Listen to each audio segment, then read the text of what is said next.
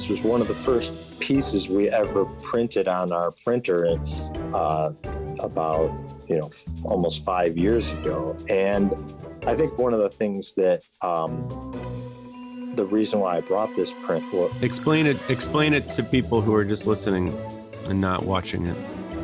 Well, this piece is a piece that someone designed, but the point to be made here is that this part, if you had to have somebody machine this, mm-hmm. it would take a very long time, and they'd have to have a considerable amount of skill to make this.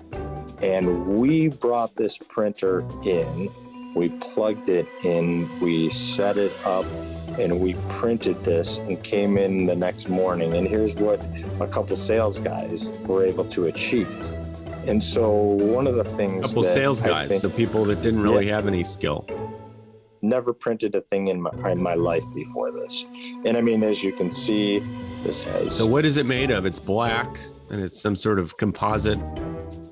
Exactly. So they have their own proprietary material. So this is called onyx.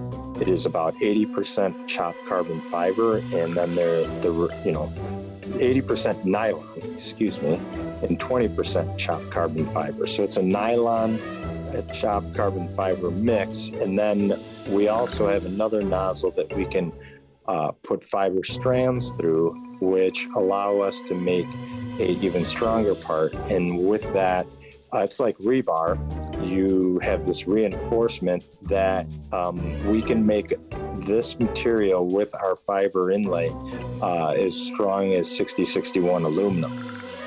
So now that opens up doors for fixturing, end-to-arm tooling, things that really your customer, shouldn't be using their CNCs to make pieces on their CNC. Right, so right.